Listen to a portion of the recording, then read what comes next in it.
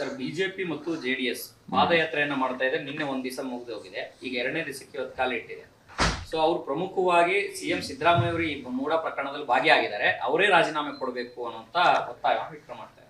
ನೋಡಿ, ನಿಮಗೆ ಮುಖ್ಯಮಂತ್ರಿಗಳು ಸುದೀರ್ಘವಾಗಿ ಬಿಡಿಸಿ ಅದರ ಏನು ಸೀಕ್ವೆನ್ಸಸ್ ಇದೆ ಅದನ್ನೆಲ್ಲವನ್ನು ಕೂಡ ಹೇಳಿದ್ದಾರೆ. ಪದೇ ನಾ ಹೇಳೋದ್ರಲ್ಲಿ ಅರ್ಥ ಇಲ್ಲ. ಇವತ್ತು ಮೂಡಾದಲ್ಲಿ ಒಂದು ಎಳ್ಳಿನಷ್ಟು ಕೂಡ ಸಿದ್ದರಾಮಯ್ಯವರ ಪಾತ್ರ ಇಲ್ಲ. ಅವರಿಗೆ ಅವ್ರ ಭೂಮಿಯನ್ನು ಮೂಡಾದವರು ಅತಿಕ್ರಮಣ ಮಾಡಿದ್ದಾರೆ. ಭೂ ಸ್ವಾಧೀನ ಮಾಡಿಕೊಂಡು ಅಭಿವೃದ್ಧಿ ಪಡಿಸುವಂಥದ್ದು ಬೇರೆ, ಪರಿಹಾರ ಕೊಟ್ಟು ಭೂ ಸ್ವಾಧೀನ ಮಾಡದೆ ಅಕ್ರಮವಾಗಿ ಇದನ್ನು ತಿಳಿದೇ ಅದನ್ನು ಡೆವಲಪ್ ಮಾಡಿ ಹಂಚಿಕೆ ಮಾಡಿದ್ದಾರೆ. ಇಂಥ ಕೇಸ್ನಲ್ಲಿ ಪರ್ಯಾಯವಾಗಿ ಇವತ್ತು ಸಹ ಭೂ ಸ್ವಾಧೀನ ಪಡಿಸ್ಕೊಂಡಾಗ 50-50 ಬರ್ತದೆ. ಈ ರೀತಿ ಮಾಡಿದಾಗ ಸಂಪೂರ್ಣವಾಗಿ 3 ಎಕರೆ 26 ಗುಂಟೆ ಏನೋ ಇತ್ತಲ್ಲ ಅದನ್ನೆಲ್ಲ ಸಂಪೂರ್ಣವಾಗಿ ಕೊಡಬೇಕಾಗಿತ್ತು.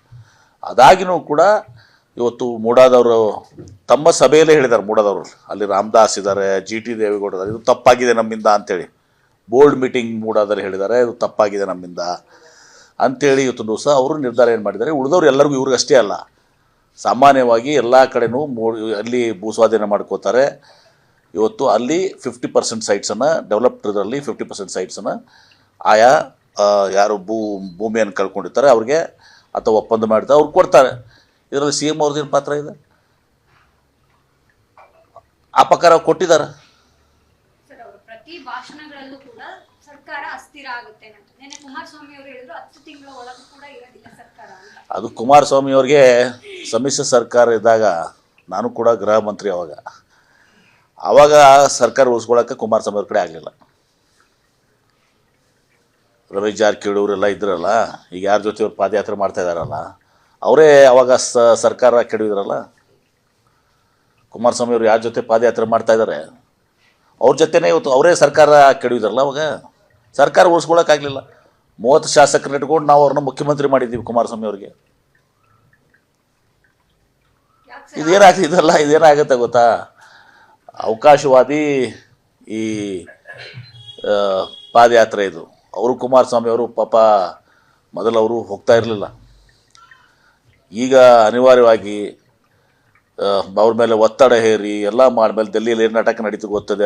ನಾವು ಭಾಗವಹಿಸಿದ್ರಲ್ಲ ಅಂಥೇಳಿ JDSನವರು ಅನಿವಾರ್ಯವಾಗಿ ಒತ್ತಡ ಮಾಡಿ ಇವತ್ತು ದಿವಸ ಅವ್ರನ್ನ ಪಾದಯಾತ್ರೆಗೆ ಬರ್ಸಿದ್ದಾರೆ. ಮತ್ತು ಕೇಂದ್ರ ಸಚಿವರು ಮಂತ್ರಿ ಮಾಡಿದ್ದಾರೆ. ಮತ್ತು ಅವ್ರ BJP ಅವ್ರ ಮಾತು ಕೇಳಬೇಕಲ್ಲ. ಈಗ ಅಂಥ ಪರಿಸ್ಥಿತಿ ಒಲ್ಲದ ಮನಸ್ಸಿಂದ ಕುಮಾರಸ್ವಾಮಿ ಅವರು ಇವತ್ತು ಪಾದಯಾತ್ರೆಯನ್ನು ಮಾಡ್ತಾಯಿದ್ದಾರೆ. ಸರ್, ಇನ್ನೊಂದು ಇವತ್ತು KC ವೇಣುಗೋಪಾಲ್ ಸುರ್ಜೇವಾಲ ಅವರು ಸಚಿವರನ್ನ ಸಭೆ ಕರೆದಿದ್ದಾರೆ. ಏನು ಸರ್ ಸಚಿವರು? ನನಗೂ ಗೊತ್ತಿಲ್ಲ. ಇವತ್ತು ಸಭೆ ಕರೆದಿದ್ದಾರೆ. ಇವತ್ತು ಅವರೆಲ್ಲ ಅವರ ಅಭಿಪ್ರಾಯಗಳು ತೆಗೆದುಕೋತಾರೆ, ತಮ್ಮ ಸಲಹೆಗಳನ್ನು ಕೊಡ್ತಾರೆ. ಅಂಥದ್ದು ಯಾವುದೂ ಕೂಡ ಇವತ್ತು ಅಜೆಂಡಾ ಕೂಡ ಏನೂ ಕೂಡ ನನಗೆ ಗೊತ್ತಿಲ್ಲ, ನಿಮಗೇನು ಗೊತ್ತಿರ್ತದೆ. ಹೀಗಾಗಿ ಅವರು ಬರ್ತಾರೆ, ನಮ್ಮ ಅಭಿಪ್ರಾಯಗಳನ್ನ ಕೇಳ್ತಾರೆ, ತಮ್ಮ ಅಭಿಪ್ರಾಯಗಳನ್ನ ಹೇಳ್ತಾರೆ. ಮಾಡಿ ಯಾವ ರೀತಿ ಸರ್ಕಾರ ಅವತ್ತೊಂದು ದಿವಸ ನಡಿಬೇಕು ಅಂಥೇಳಿ ಇವತ್ತೊಂದು ದಿವಸ ಮಾರ್ಗದರ್ಶನ ಕೊಡುವಂಥ ಕೆಲಸ ಆಗ್ಬೋದು ಅಷ್ಟೇ. ಸರ್, ಹಿಂದೆ ಹಿರಿಯ ಶಾಸಕರು ಸಚಿವರ ಕಾರ್ಯವೈಖರಿ ಕುರಿತು ಪ್ರಸ್ತಾಪ ಮಾಡಿದ್ರು. ಹೈಕಮಾಂಡ್ ಮಟ್ಟದಲ್ಲೂ ಕೂಡ ದೂರು ಸಲ್ಲಿಕೆ ಆಗಿತ್ತು. ಈಗಿರುವಂತಹ ಒಂದಷ್ಟು ಚರ್ಚೆಯ ಪ್ರಕಾರ ಕಾರ್ಯವೈಖರಿ ಬಗ್ಗೆ ಚರ್ಚೆ ಆಗುತ್ತೆ ಅನ್ನೋದು ಹೇಳಕ್ಕೂ ಬರಲ್ಲ. ಇವತ್ತೊಂದು ದಿವಸ ಅಜೆಂಡಾ ಏನಿದೆ ನನಗೆ ಗೊತ್ತಿಲ್ಲ. ಏನು ಅವರು ಬರ್ತಾರೆ, ವೇಣುಗೋಪಾಲ್ ಅವರು ಸುರ್ಜೇವಾಲ ಅವರು ಏನು ಚರ್ಚೆ ಮಾಡ್ತಾರೆ ನನಗೆ ಗೊತ್ತಿಲ್ಲ. ಇವತ್ತೊಂದು ದಿವಸ ಬಂದವರೆಲ್ಲ ಏನು ಚರ್ಚೆ ಮಾಡ್ತಾರೆ, ಪಕ್ಷದ ಹಿತದೃಷ್ಟಿಯಿಂದ ಹೈಕಮಾಂಡ್ ಇದ್ದಾರೆ. ನಮಗೆ ಅವ್ರಿಗೆಲ್ಲ ಅಧಿಕಾರ ಇದೆ. ಹೈಕಮಾಂಡ್ಗೆ ಅಲ್ಲಿ ಎಲ್ಲೆಲ್ಲಿ ತಪ್ಪಿದೆ ಅದನ್ನು ಹೇಳ್ಬೋದು. ಯಾರು ಒಳ್ಳೆ ಕೆಲಸ ಮಾಡ್ತಾರೆ, ಒಳ್ಳೆ ಕೆಲಸ ಮಾಡ್ತಾಯಿದ್ದಾರೆ, ಮುಂದುವರ್ಸಿ ಅಂತ ಹೇಳ್ಬೋದು. ಬರೀ ನೆಗೆಟಿವ್ ಆ್ಯಕ್ಚುಲಿ ಪಾಸಿಟಿವ್ನ ಹೇಳ್ಬೋದು ಅವರು. Thank you. ಯಾದಗಿರಿಯಲ್ಲಿ ಪರಶುರಾಮ್ ಅನ್ನುವಂಥ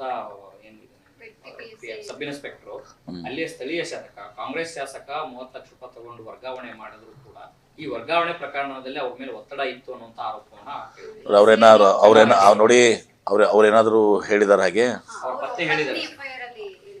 ನೋಡಿ, ಸುಮ್ಮನೆ ಈಗ ಎಲ್ಲನೂ ಒಂದು ಇದು ಆಗಿಬಿಟ್ಟಿದೆ ಈ ಥರ.